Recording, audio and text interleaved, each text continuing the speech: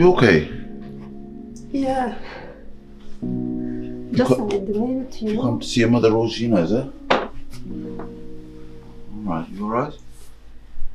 It's hard to see her like this, living this state. It looks like she's not my mother anymore. Yeah, I know. See my mother now.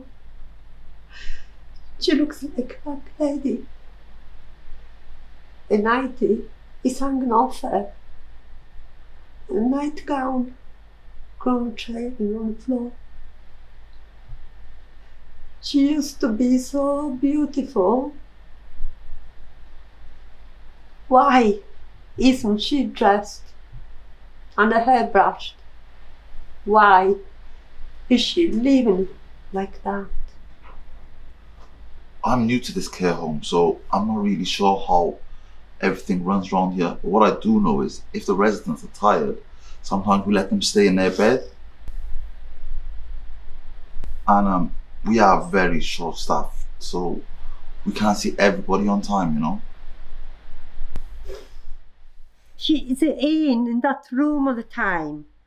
She doesn't know where she is or what's happening or where the toilet is.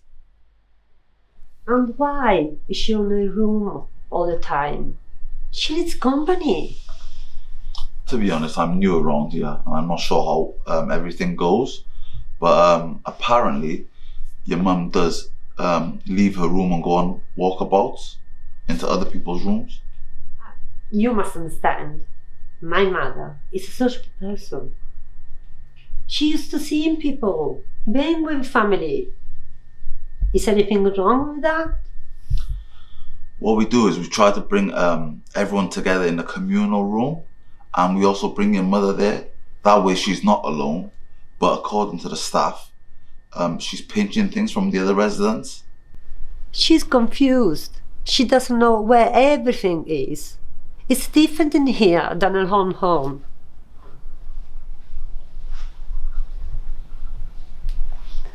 And why her food is always in the room? Did you know? Yesterday, she put a cup of tea on her dinner.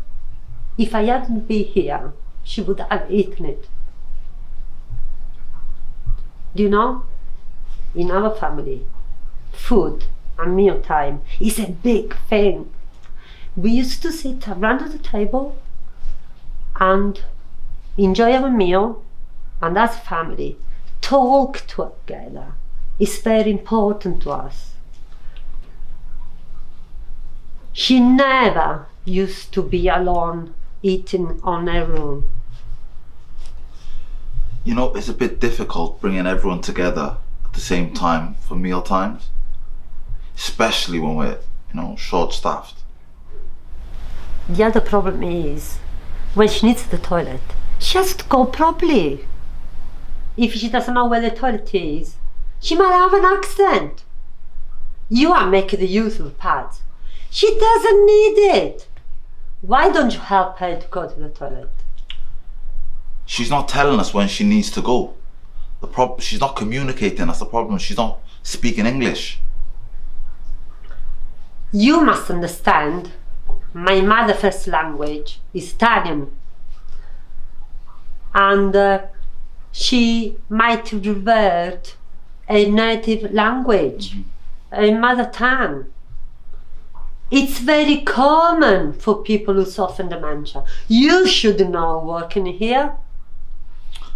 I do, but it's difficult because a lot of people throw in different languages at us. Look, this job, you got people, I've only been here for a couple of shifts. Some people don't come back after they do a couple of shifts.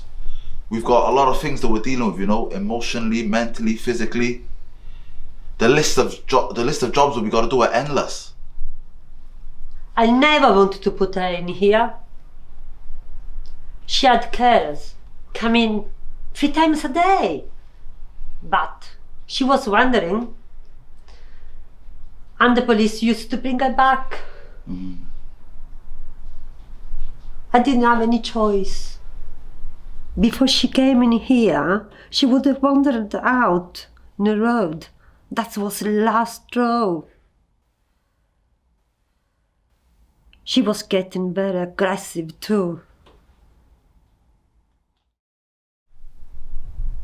You did the right thing by bringing her here. You don't know how it feels. You work in here, it's different when it's your family, your mother. I do know what it feels like. My grandfather had dementia and it was difficult for all of us.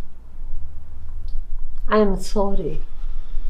You know, in my culture, people above 70, they don't even really know what dementia is. They're not familiar with it because they don't know what dementia is back home. They see it as a illness the elderly people get. They call it wali. Really? What does it mean? So wali means crazy or like a serious mental illness. What culture's that? Somalilander. See, when my grandfather got sick, my family was really, really embarrassed. So they would try and keep him at home, but he would also wander too. And when we kept him at home, he'd get really, really aggressive sometimes.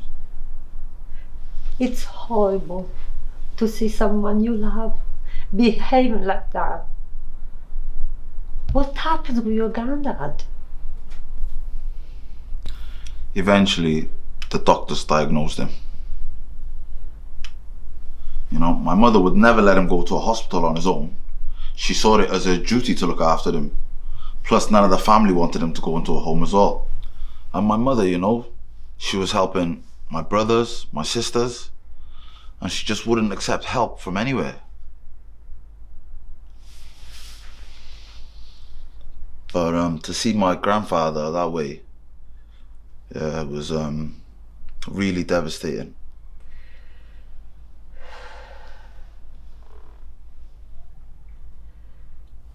To see him like that, it was horrible, you know. He didn't speak very good English, so if the nurses or carers did come around, it was hard for them too, you know. And my mother done her best, but she couldn't speak the best of English either. And all they wanted to do was convince her to put him into a care home, but she refused. That sounds awful. I'm sorry. What was he like, your granddad? My granddad was a big, strong man, you know. He come here in the 60s. He was a seaman. He was independent. He used to work. He used to do everything for us. He used to go to the mosque on his own. But when my grandmother died, that's when he started to decline. He started to forget things, started to wander off, get lost. As you know, my mother is Italian, and she came in the UK after the end of the World War II. Her hometown has been bombed, and there was nothing left. After such a hard life, and like this, it's not fair. When my granddad was, you know, getting worse, what I decided to do was learn more about dementia. I wanted to learn like how people communicate, how to try to understand them. I even wrote a poem actually to try to make myself understand what it would be like to, you know, live in the past. I think that's one of the main reasons why I do this job now. That's very nice of you. Would you like to share the poem with me? Yeah, of course. Imagine you got two large bookshelves in your mind. One is a calculator of time, the other is a build-up of emotions that you have inside. Dementia is progressive, so you won't instantly realize my capabilities' demise. You might assume it's my age, it's not. You think it takes away my ability to communicate? It does not. You might think I'll lose my independence, I will not. Dementia is a disease caused by the brain. Nothing to do with my age. My motor skills will slowly fade, as will my sequences and inhibitions. I might make mistakes in the kitchen. It could come down to my perceptions and vision. It's 2020, but it could be 1940. I might put the kettle on the stove.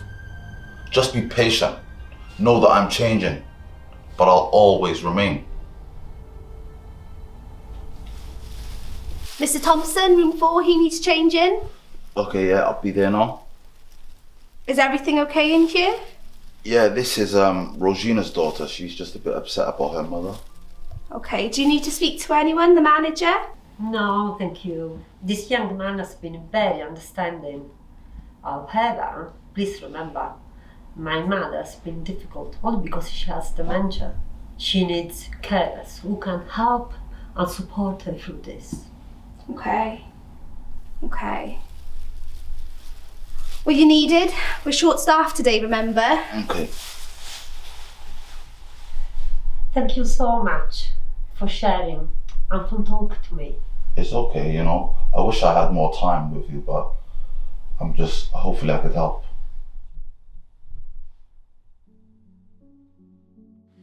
Ciao mamma, come stai? Mi sei mancata tantissimo.